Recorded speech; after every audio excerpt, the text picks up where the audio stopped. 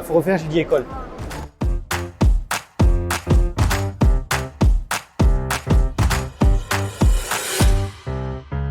Bonjour, donc je m'appelle Thomas, je me présente, je suis étudiant en 3e année à l'IFSI Croix-Rouge de Nice. Quand j'étais plus jeune, je suis rentré chez les pompiers et je me trouvais un peu frustré parce que je me disais, on prend des patients, on les amène à l'hôpital et puis après, je ne sais pas trop ce qu'ils deviennent. Et je me suis intéressé au milieu infirmier en discutant avec mes collègues qui étaient infirmiers, en leur demandant mais qu'est-ce qui plaît dans le métier, qu'est-ce qui est intéressant, etc. Et en fait, ça m'a vachement intéressé. Et j'ai dit, tant qu'à faire, je vais aller à l'hôpital, voir s'il y a des places dans n'importe quel type de métier et pouvoir mettre un pied dans le milieu du soin. Et c'est ce qui s'est passé. Malheureusement, il y a eu la crise Covid. Je suis rentré dans l'hôpital en tant que brancardie de nuit et en fait, j'ai adoré mon métier, adoré travailler avec les patients, avec l'équipe, surtout dans ces moments où on était vraiment soudés. Et je me suis dit, c'est vraiment ça que je veux faire. Et je me suis inscrit sur Parcoursup et j'ai été accepté en IFSI à Nice.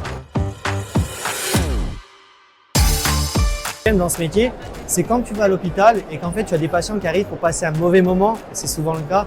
Mais toi, en tant qu'infirmier, ton rôle, c'est de les accompagner, que ce soit dans le soin, mais aussi dans le relationnel, et permettre à ces patients-là, dans leur petit moment qui n'est pas forcément sympathique, mais toi d'être là, de les aider, d'échanger avec eux, de faire du relationnel. Et quand tu as le patient qui, à la fin de son hospitalisation, te dit merci pour ce que vous avez fait, vous avez été présent pour moi, je trouve qu'il n'y a rien de mieux. Comme vous pouvez l'entendre, j'ai un accent qui est un petit peu prononcé. Et en fait, j'étais dans un service de soins qui était à côté de la frontière italienne. Et je me suis présenté au patient en français. Et le patient a entendu mon accent et elle m'a pris pour un italien. Et n'a fait que me parler en italien pendant tout le long de l'entretien. Et heureusement, c'est une collègue italienne qui est venue me sauver de ce mauvais pas. Alors moi, si j'ai un conseil à vous donner, c'est quand vous avez des petits moments difficiles dans votre formation, parce qu'on n'est pas forcément habitué à voir ce genre de choses et la souffrance des gens, ne pas hésiter à en parler. Vous avez vos cadres pédagogiques, vous avez vos tuteurs de stage, vous avez vos amis, échangez, ne restez pas tout seul et vous allez voir que ça va beaucoup vous aider dans votre formation.